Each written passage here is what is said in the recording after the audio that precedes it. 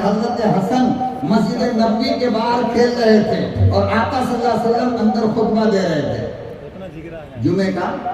کیا دے رہے تھے؟ ہمارے بچے بھی جب ہم اندر ہوتے ہیں تو باہر شروع رہتے ہیں، تو دونوں چھوٹے چھوٹے تھے بالکل. حاتم تائی کا پوتا اور حضرت حسن دونوں کھیل رہے تھے. کھیلتے کھیلتے اچانک حاتم تائی کے پوتا کے دماغ پہ کیا سوار ہوا تھا کہ اس نے ایک جملہ کہہ دیا کہ میرا دادا دنیا کا سب سے بڑا سخی تھا. کیا کہہ دیا؟ دنیا کا سب سے بڑا سخی تھا.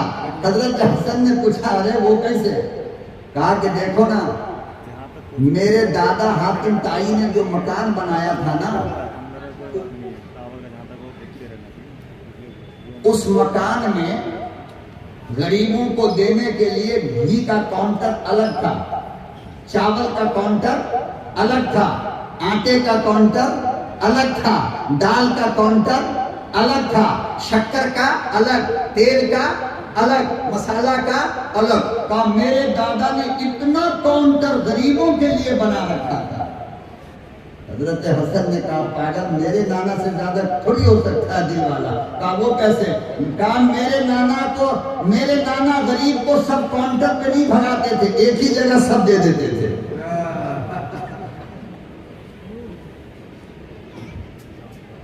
میرا نانا یہاں وہاں نہیں بھگا جاتا، بلکہ وہیں پر سب کچھ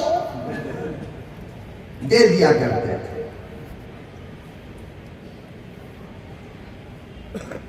تو حضرت علی گئے حضرت فاطمہ کے پاس اور کہا کہ ذرا اپنے ابو کی سیرت بتاؤ.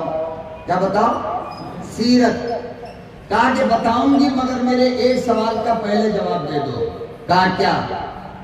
کہا کہ پوری دنیا میں جتنے درخت ہیں ان کے کتنے پتے ہیں؟ پوری دنیا میں جتنے درخت ہیں ان کے. کہا کہ اس کی گنتی کون کر پائے گا؟ کہا نہیں. کہا کہ سمندر میں کتنا قطرہ پانی ہے؟ کہا عجیب سوال ہے. کہا کہ بالو کے کتنے ذرات ہیں دنیا میں؟ کہا کہ اس کو شمار کوئی انسان کیا کر سکتا ہے؟ اللہ اکبر و کبیرہ. محسن انسانیت کی لاڈلی کہنے لگی علی یہ ساری دنیا اور ساری دنیا کی چیزیں اللہ پاک نے ان کو متاع قلیل کہا ہے، یہ سب کچھ کھوڑا ہے. میرے ابو کے سیرت کو اللہ نے خلق عظیم کہا ہے. اللہ جس کو قلیل کہے تم شمار نہیں کر سکتے، اللہ جس کو عظیم کہے میں کیسے شمار کروں؟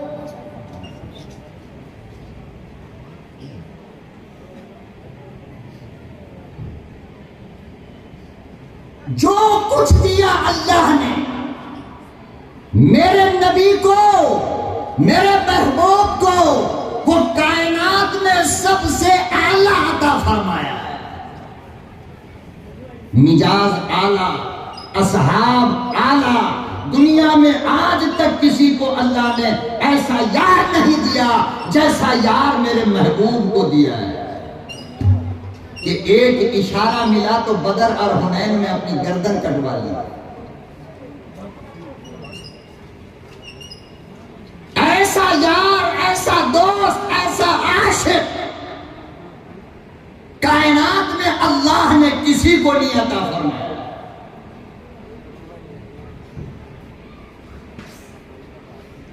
مسلمہ کا نام جانتے ہو آپ لوگ؟ مسلمہ کا نام جانتے ہو؟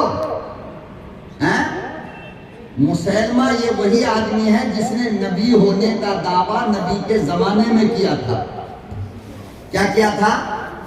نبی ہونے کا دعویٰ نبی کے زمانے میں کیا تھا اور اس نے خط لکھا تھا میرے محبوب کو، اے محمد جب تک آپ زندہ ہو نبی آپ رہو اور آپ کی وفات کے بعد نبی میں بنوں گا. نمبر 1. نمبر 2، اپنی زندگی میں آدھے عرب کے نبی تم بن جاؤ اور آدھے عرب کے نبی میں بن جاتا ہوں۔ آقا صلی اللہ علیہ وسلم نے اس کا جواب لکھا۔ کیا لکھا؟ کہ نبوت اور رسالت یہ اللہ کے اختیار میں ہے، وہ جسے چاہے دیتا ہے۔ تو مسیلمہ کذاب ہے، تو مسیلمہ کذاب ہے، سب سے بڑا دنیا کا جھوٹا انسان ہے۔ تو زبردستی نبوت کا دعویٰ کرنا چاہتا ہے، تو سب سے بڑا جھوٹا ہے۔ آقا صلی اللہ علیہ وسلم نے یہ خط لکھ تو دیا، لیکن خط لکھنے کے بعد فرمایا کہ یہ خط لے کر جائے گا کون مسیلمہ کے یہاں؟ یہ خط لے کر مسیلمہ کے یہاں جائے گا کون؟ تو ایک صحابی تھے مسجد نبوی میں بیٹھے ہوئے، حضرت حبیب ابن زید۔ کیا نام تھا؟ حضرت حبیب ابن زید۔ کام کیا تھا؟ مدینے کی گلی میں سر پہ ٹوکرا رکھ کر کھجور بیچا کرتے تھے۔ اسود الغابہ کے اندر ابن اسیر نے یہ واقعہ لکھا۔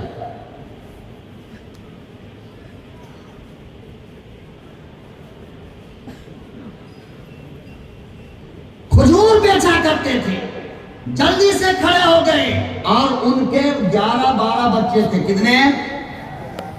11-12 بچے کھڑے ہو گئے۔ کہا یا رسول اللہ، یہ خط لے کر میں جاؤں گا، میری ڈیوٹی آپ طے کر دیں۔ اور یہ جملہ جب انہوں نے کہا تو منہ میں کھجور تھا، چبا رہے تھے، تو کھجور کا 2-4 ٹکڑا ایک صحابی کے منہ پہ جا کر کے گرا۔ تو صحابی کہنے لگے کہ یار کم سے کم پہلے کھا لے، اس کے بعد بول۔ حضرت حبیب کہنے لگا کہ چبانے میں کہیں دیر ہو جائے اور یہ ڈیوٹی کسی اور کی لگ گئی تو؟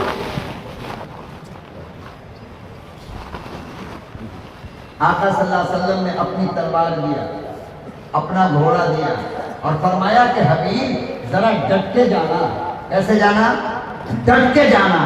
کہا میرے آقا آپ فکر نہ کرو۔ صحابہ کہتے ہیں کہ تھا تو حبیب پتلا بیمار، لیکن جب پیغمبر کے گھوڑے پر بیٹھا اور نیزہ لٹکایا تو ایسا لگ رہا تھا کہ دنیا کا سب سے بڑا پہلوان جا رہا ہو۔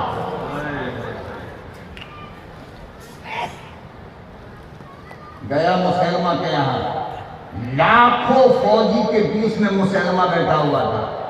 حبیب ابن زید گئے اور مسیلمہ کذاب کے سامنے جا کر کے تلوار کو زمین میں ڈالا اور شیر کی طرح کھڑے ہو گئے اس کے دربار میں۔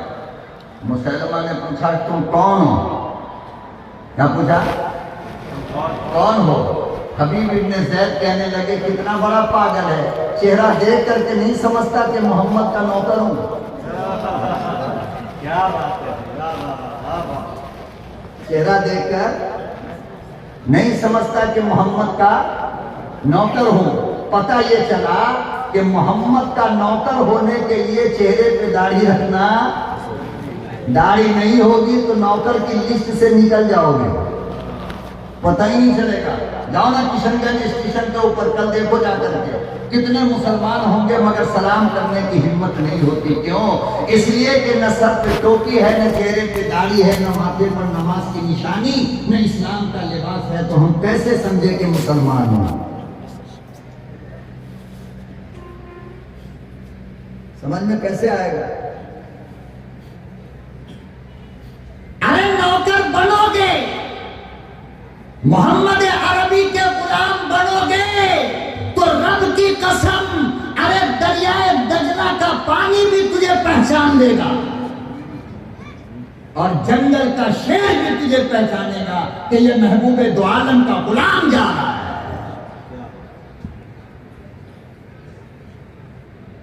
نبی کی سنت سے جب تم نے دشمنی کیا تو کھڑا ہو کر پیشاب کرنے والا بھی تجھے ڈرایا کرتا ہے، اور گاجر مولی کی طرح تیرا قتل عام کرتا ہے، تیرا ڈر ان کے دل میں نہیں۔